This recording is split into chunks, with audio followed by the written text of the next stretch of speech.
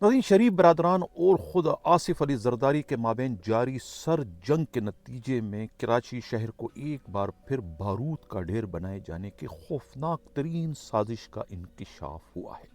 यही वजह है कि पिछले चंद हफ्तों से ट्रैफिक हादसात को जवाज बनाकर डंपरों और वाटर टैंकरों को जो है वो चुन चुन कर जो है वो आग लगाकर उन्हें तबाह और बर्बाद किया जा रहा है, बिल्कुल उसी तरीके से जिस तरीके से 1984 में जो है वो खुद बुशरा ज़ैदी का अफसोसनाक वाक़या रूनुमा हुआ था, जिसके बाद कराची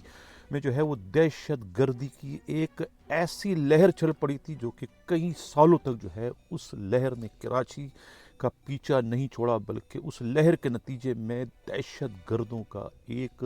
राज कायम हो गया था। कराची से हमारे नुमाइंदा खसूसी हमराज राही ने और ख़ुद दीवान जी ने के अलावा जो है ख़ुद गुरु जी ने जो एक रिपोर्ट भिजवाई है, उनकी रिपोर्ट के मुताबिक सूरत हाल कराची की जो है वो बहुत ख़राब से ख़राब तर होती जा रही है और एक प्लानिंग के तहत जो है वो कराची में जो है वो दहशत गर्दी के वाक़यात को हवा देने की कोशिश की जा रही है। यानी कि दहशत गर्दी के मुर्दे घोड़े को जो है उसमें जान डालने की इस वक्त कोशिश की जा रही है। गुरु जी का कहना है कि ये सब कुछ जो है खुद आसिफ अली जरदारी की हड दड़मी का नतीजा बताया जाता है कि किस तरीके से वो एक लैंड ग्रेबर की पुश पर इस वक्त खड़े हो गए हैं। इस सर जंग की शुरुआत तो खुद दरियाए सिंध में जो है वो 6 केनाल निकाले जाने के गैर मुनसिफाना फैसले की वजह से पड़ गई थी और उसके बाद रही सही कसर जो है खुद बलूचिस्तान में अली हसन बरोही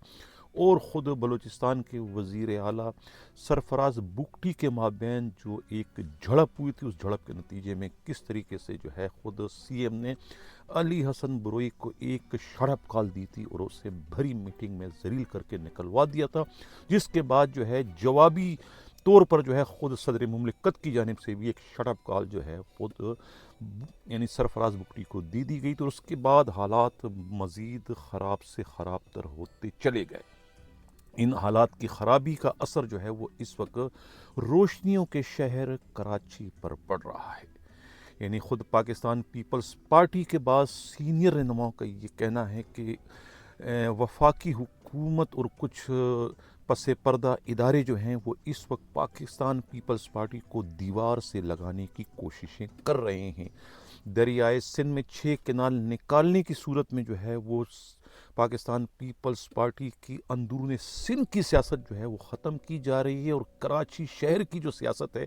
उसमें जो है वो दहशत गर्दी के बीज को इस वक्त बोने की कोशिश की जा रही है, ताकि कराची में भी जो है दूसरा जो ग्रुप है जो कि बिल्कुल ज़ीरो हो चुका था वो उन्हें एक तरीके से एम्पावर किया जा रहा है, उन्हें दोबारा से स्ट्रेंथ दी जा रही है, उन्हें दोबारा से जो है वो मुर्दे घोड़े में जान डाली जा रही है। और इसकी शुरुआत जो है ख़ुद आफाक अहमद को ड्रामाई तौर पर गिरफ्तार करने से कर ली गई थी और इसका मकसद जो है वो सिर्फ पीपल्स पार्टी की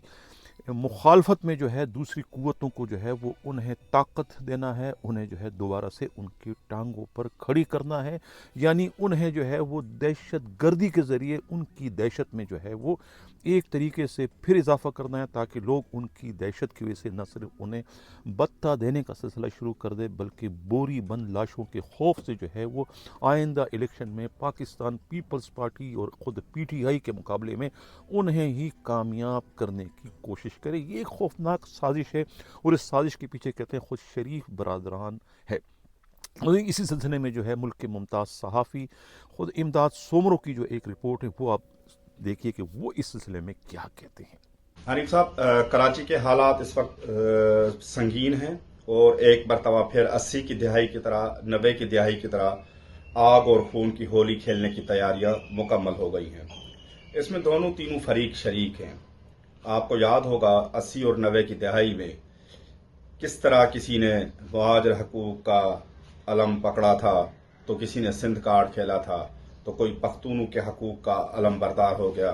तो किसी ने पंजाबी पख्तून इत्तेहाद बना लिया। उससे आम शहरी, आम उर्दू बोलने वाले, आम पख्तून और आम सिंधी, आम पंजाबी की ज़िंदगी में तो कोई फ़र्क नहीं आया, लेकिन कराची अमली तौर पर बैरूत में तब्दील हो गया। हजारों माओं की गोदें उजड़ गई। फर्क आया तो चंद सौ लोगों की जिंदगी में फर्क आया। चंद सौ लोग उर्दू बोलने वाले करोड़पति से अरबपति बन गए मुहाजिर कार्ड खेलते हुए। चंद सौ लोग सिंध कार्ड खेलते हुए करप्शन की गंगा में बहते रहे और चंद सौ फुटपाथे अरबपति और खरबपति बन गए। पीपल्स पार्टी की करप्शन जिस तरह आम सिंधी वोटर, आम सिंधी आदमी के फायदे की नहीं है, इसी तरह मुहाजिर हकूक की बात करते हुए अरबपति खरबपति लंदन, यूरोप और अमेरिका में जायदादें बनाने वाले चंद सौ लोगों के जो सियासत है, जिन्होंने आम लोगों को बहकाया, जिन्होंने उर्दू बोलने वाले के हाथ से कलम छोड़कर असला पकड़ाया, तो उसकी ज़िंदगी में भी कोई तब्दीली नहीं हुई, नहीं आई। कोटा सिस्टम, मुहाजिर नौजवानों को सरकारी नौकरी में कोटा देने के बात पर शुरू की गई सियासत ने कहाँ दंग किया और कौन सी अंधेरी गली में पहुंची, ये किसी से ढकी छुपी बात नहीं है। सिंध के हकूक की बात करते हुए पीपल्स पार्टी के चंद सौ फुटपाथे अरबपति खरबपति बन गए, लेकिन सिंध की हालत बद से बदतर और बदतरीन होती गई। कुछ निचले तबके के लोग पख्तून हकूक की बात करते करते अरबपति बन गए और उन्होंने शानदार महल और शानदार कारोबार जोड़ लिए, बना लिए, लेकिन उससे आम पख्तून की ज़िंदगी में कोई फ़र्क नहीं आया और आम पख्तून की ज़िंदगी आज तक उसी मुश्किलात का शिकार है और वो बड़ी अजीरन की ज़िंदगी जी रहे हैं। बिल्कुल इसी तरह जिस तरह पंजाबी पख्तून इत्तेहाद के सरबराह ने अपने एक बेटे को जेल सुप्रिटेंडेंट और बड़े ओहदों पे पहुंचाया, लेकिन आम कराची में रहने वाले जो पंजाबी हैं वो इसी तरह लावारिस है जिस तरह वो शुरू से लावारिस रहे थे। उनकी आवाज़ सुनने वाला कोई भी नहीं है। नादरे हनीफ साहब, ये जो सियासत का जो आगाज़ होता है 80 की दहाई में, ये इस मुल्क के साथ जो सबसे बड़ा जुल्म किया वो जनरल ज़िया और उसके टोले ने किया, जिसने पाकिस्तान में होने वाली नज़रियाती सियासत को ख़त्म करके पाकिस्तान के जो मुआशरे हैं उसको उमूदी अफकी तौर पर बिल्कुल तकसीम कर दिया। शिया सुन्नी, सुन्नी वहाबी, देवबंदी बरेलवी, हत्ता के बरादरी लेवल तक, आराई बरादरी, मक्सी बरादरी, सुमरो बरादरी, पख्तूनों में भी जितनी है, आफरीदी बरादरी, पंजाबी बरादरी,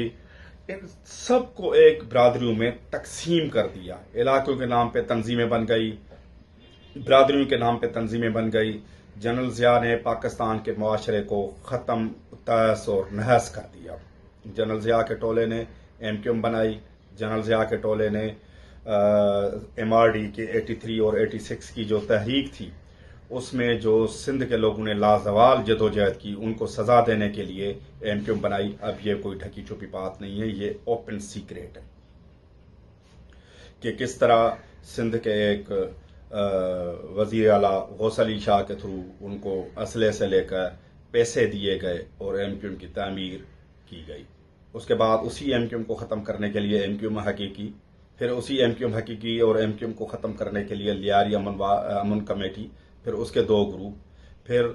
पता नहीं क्या क्या इस शहर के साथ जुल्म और ज़्यादती होती रही। तो जब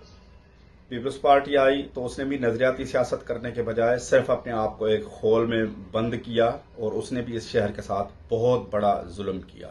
पीपल्स पार्टी ने कभी भी इस शहर में रहने वाली सबसे बड़ी आबादी उर्दू बोलने वाले को सही तौर पर अपने सिफों में नहीं लाया। सिर्फ आधे % से भी कम उर्दू आबादी के नाम पे चंद लोगों को उनका कोटा दिया गया, जिनकी आवाम में कोई भी जड़ें नहीं थी, जिन्होंने कभी आवामी सियासत ही नहीं की। बिल्कुल इसी तरह से जो पख्तूनों की जो लीडरशिप है, उनका रवैया और उनकी जो बात करने का अंदाज, जिस तरह ये महसूद साहब बात करते हैं और वो